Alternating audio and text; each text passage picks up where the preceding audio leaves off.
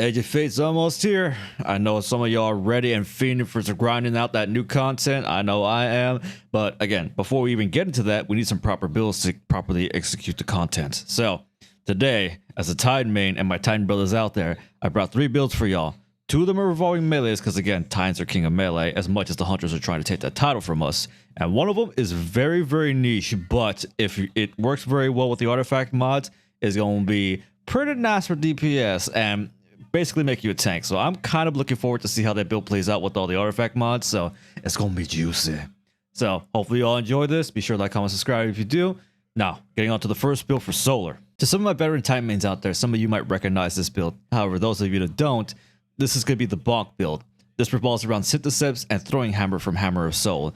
Now, this used to be king of the meta for Titans for many, many months until Bungie nerfed it into the goddamn ground and became pretty much redundant overnight. However, a lot of the patch notes recently show that they're reverting a lot of the changes that had recently happened with this build. So now we're able to take advantage of Synthoceps with the Bonk Hammer again. And they haven't explicitly said it, but in gameplay trailers of Titans using their Bonk Hammer, it shows that the cooldown timer to pick up has been removed completely. Back in the day when you throw your Bonk Hammer and pick it up, it would automatically be back to use right away. However, they nerfed it to where there's a 3-second cooldown before you can use it again. So they're reverting that, so now Bonk build will actually be viable again in PvE content and now work with 1-2 punch as well on top of that. Going over with the kit. For the super, I'm rocking Hammer of Soul just because that's my personal favorite. However, if you want to rock Burning Maul, you can go ahead and do that one too. Class ability doesn't matter, you can use whichever one. Throwing Hammer is going to be the ones you can keep spamming it to take advantage of the melee buffs with Synthoceps.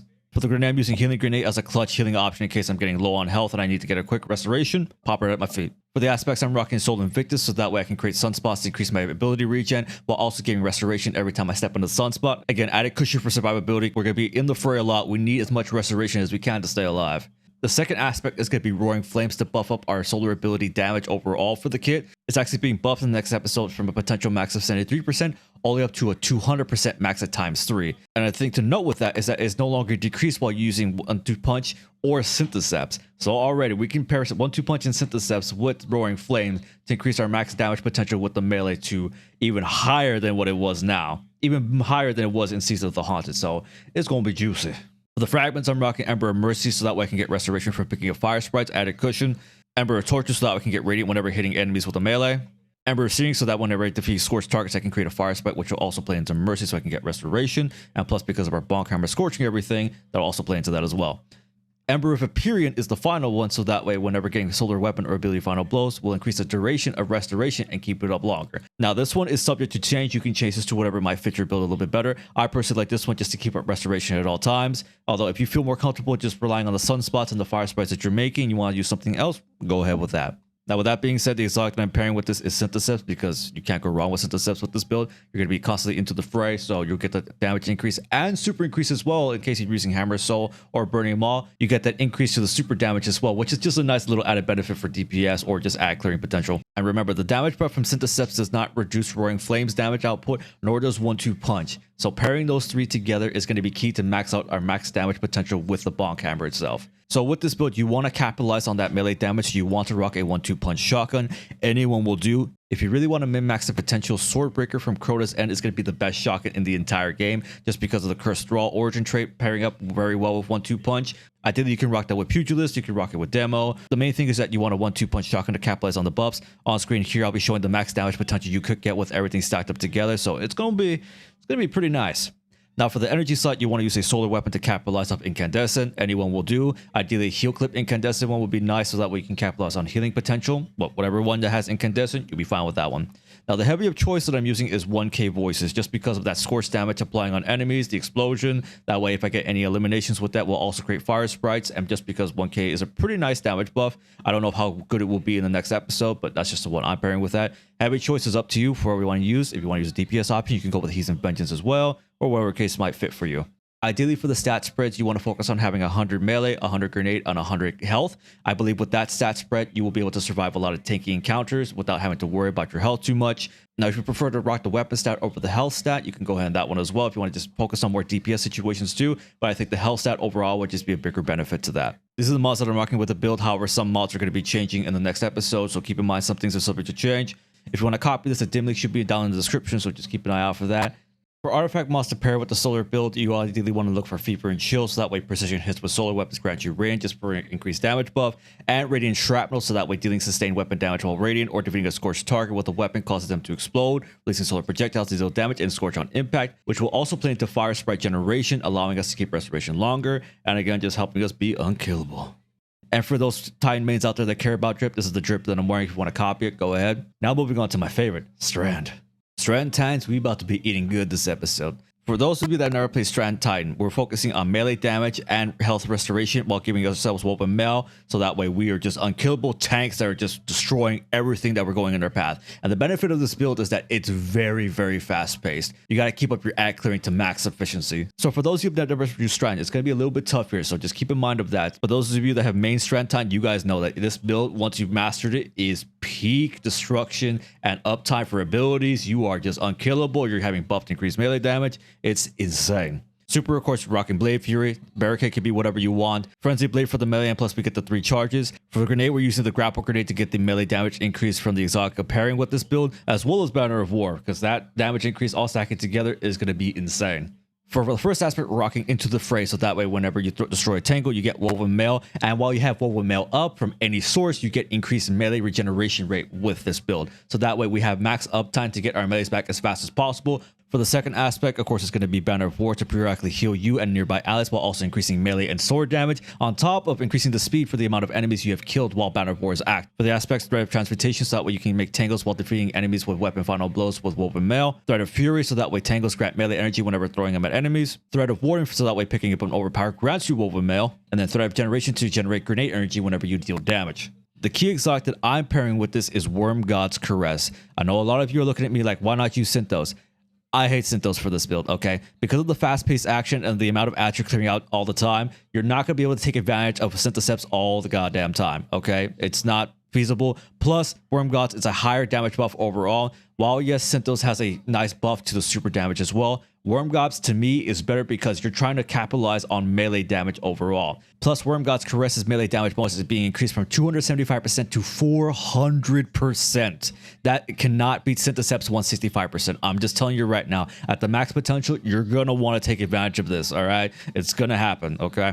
So, using this with this build is going to be peak damage with this. All right, on screen here I should have the max damage potential with this, as well as a 1-2 punch shotgun and Banner of War, everything all together. So yeah, it's gonna be hitting pretty nice. Now, key thing for this build, you want to focus on getting Burning Fist up to ×5 from getting melee kills. Now, that doesn't mean just melee charge final blows. It could be regular melee final blows. So ideally, the way you want to go into this, you get a Strand melee final blow first off for one of your charges, and then do basic melees for your second charge, third, fourth, and fifth up to ×5. You find the bigger target, and that way you use that charge time with all those melees to capitalize and melt that bigger target immediately. Now, to capitalize on this buff even further, you want to pair a 1-2 punch shotgun. My Strand Titan mains out there know that the best shotgun to use is Swordbreaker, hands down, bar none. If you don't have this shotgun, you can use a Pugilist 1-2 punch shotgun, especially if you're not used to this kit and know how to min-max its energy gains. You can use that to have a little bit extra cushion, so you have more melee uptime overall. Swordbreaker, hands down, bar none, is the best to have with Demolitionist and 1-2 punch, because Demo paired up with 1-2 punch pairs very well with the grapple melee to get that increased damage, and now with the timer increase to 1-2 punch, can actually get the damage increase from 1-2 punch with the grapple melee. And just that added reload benefit is nice too, as well as Cursed Thrall. Energy slot, you can use whatever you want, whatever primary. I'm just using a Sword of Crota because it just takes advantage of Cursed Thrall as well on top of the shotgun. Just perfect synergy with that. Again, it's free of your choice. Now, the heavy that I'm pairing with this build is Winterbite. The reason why is because the melee damage increases from Wormgod's Caress as well as Banner of War will also scale with Winterbite, and Winterbite's melee final blows also build up Burning Fist stacks from Wormgod's Caress and Banner of War. So all those damage buffs together will stack up with Winterbite to allow it to do massive damage. Now, for this build as a base, you want to focus on getting 100 strength, 100 discipline, and 100 health. If you want to be able to listen to DPS scenarios, you can also go for 100 weapon stat and set up the 100 health. However, if you want to just be generally tanky, 100 health would be the way to go. Ideally, when you can min-max this build, you want to focus on getting 200 melee to really max out the damage potential, because at 200, I believe you get a 65% increase to your melee damage, if I'm not mistaken. This is a mod that I'm using with the build. Just keep in mind some of these are subject to change. Some things might work, some things might be deprecated. We might get new mods. Some things might be adjusted, so just keep that in mind. Dim link will be down below. Now, going over artifact mods, we got quite a few that will pair off with Strand Titan. One of them was going to be tightly woven, so that way whenever you have woven mail, you get increased class ability and grenade stats, which will play very well into the grapple grenade. Refresh thread, so that way whenever you pick up a tangle, it will grant energy to release charge ability, which will also help as an extra cushion for your melee charges.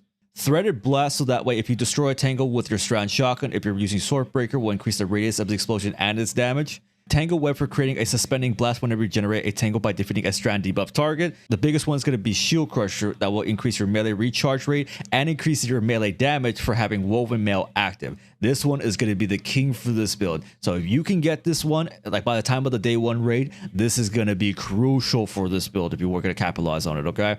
And for those of you that care about drip, this is the drip that I'm rocking with this build. Go ahead and copy it if you want. Now onto the final build, which is kind of niche, but it's going to be pretty nice. Stasis. Now for this Stasis build, we're going to do a different take on this. I know the other 2 builds I showed previously were melee focused. This one, however, is focusing on gun damage. I know some of us just care about using our guns, so for those of you, you're all going to like this one. So for this Stasis build, it's focusing around building up frost armor stacks as much as possible, having your class ability give you frost armor to you and your allies nearby, creating stasis shards to give you health increases, as well as building up your stacks of frost armor at all times, and that way you are able to keep yourself topped up with health all the time and make yourself tanky no matter wherever you go. For the abilities, we're rocking Glacial Quake. Barricade could be whatever you want. Shiver Shrek, basic kit. I'm using Glacier Grenade so that way I can create a wall in case I'm getting weak. However, if you want to use any of the other grenades, go ahead with that. The first aspect is Tectonic Harvest to allow us to create stasis shards from defeating a stasis crystal or frozen target. And also, while picking up any stasis crystals with this, will give us frost armor. The second one's going to be Diamond Lance. Diamond Lance is just an extra cushion to keep enemies destroyed. And also, if you happen to do the slam effect of Diamond Lance, it will give you frost armor stacks. If you happen to pick up a Diamond Lance and you're running to another encounter and just need to top off your timer again, you can slam it down on the ground. It doesn't need to hit an enemy, it just needs to slam down. It will give you frost armor refresh on your timer. So it's a nice little niche to use with this if you want to keep up your frost armor as much as possible. For the aspects, I'm rocking Whisperer Chain, so that way defeating targets with frost armor has a chance to create a stasis shard. Another way to generate more. Whisperer Shard, so that way if I need to destroy my Glacier Grenade, I can get it back faster. Whisperer Fissures to increase the damage and size burst of Stasis Shatter from frozen targets or Stasis Crystal. Whisper of Conduction to pick up any Stasis shards nearby to you, just for it as cushion so you have to worry about it too much. And Whisper of Rhyme to increase our duration and max stack count for Frost Armor so that we get the max DR potential. With that being said, the best pairing is Icefall Mantle. Rapid Stasis Final Blows will grant you Frost Armor, while also getting Frost Armor stacks will also heal you, and also replaces your class ability to create a Stasis Burst around you to freeze enemies, slow opponents down, and give you Frost Armor stacks immediately. Whenever popped, you get the max stacks of Frost Armor up to times 8. So if you ever start an encounter, you can start up with max Frost Armor, you can go into an encounter with max DR, start getting kills with a stasis weapon, and just keep that cycle going. You're picking up stasis shards, you're getting health from all that because of the frost armor stacks on top of that. You're feeling your abilities, you keep that cycle going. It plays very, very nice. It's a pretty much run and gun play style for just max DR. You're basically an ice run and gun commando with this build. It's pretty nice. Now, with that being said, we need to pair a stasis weapon. So the exotic pairing that I'm using with this is Aegis Scepter. Why Aegis Scepter? With this build, we're not going to focus on our super. We're going to be focusing on the charge up aspect of Aegis Scepter's catalyst to drain our super to overpower it to slow and freeze enemies nearby and do massive amounts of damage. If some of you aren't aware, Aegis Scepter is the best trace rifle in the game as far as damage potential goes with that charged up state. It is very, very powerful, man. I'm telling you, it is strong. So we're going to be capitalized off this build with building up frost armor stacks to heal ourselves, build up our stasis energy up, building up our super to then overcharge our Aegis Scepter and do massive amounts of damage as well, and focusing on stats to buff our gun damage as well to make this thing a monster. Now, with that being said, stats to focus on, this is where things are going to become different. Ideally, the stats you want to focus on is going to be 100 super, 100 class ability, and 100 gun damage. So that way you are focusing on getting the max uptime to get your super back faster, class ability to play off of Icefall Mantle so you can have that up for max uptime in case you need just a quick health bump or to build up your frost armor stacks, you have that too, and weapon stat to increase the max damage potential for Aegis Scepter in that supercharged state.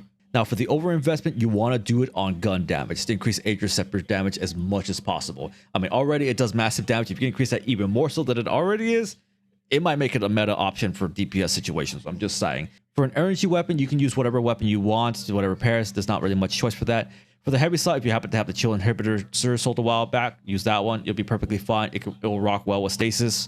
It just fits the kit perfectly. Just use that. For the armor mods, this is what I got right now. Again, things are subject to change. Who knows what mods are going to come out. Things might be swapped all over the place. So this is the basis right now. Just keep in mind some things are subject to change. Dim link should be down below, so copy if you need it. Now for artifact mods, this is where things get interesting.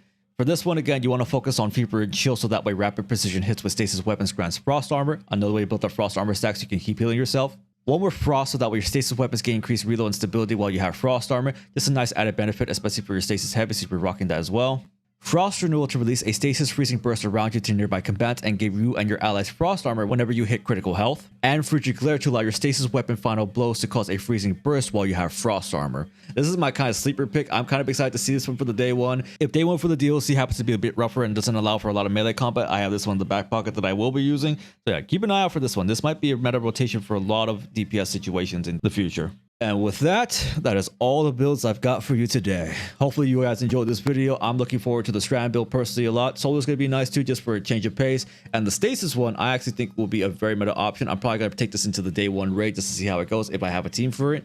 So yeah, it's going to be pretty nice. It's going to be good. So hopefully my Titan brothers, you all enjoyed this video. Like, comment, subscribe if you did. And I'll catch you in the next one. And don't you ever forget to keep it chill.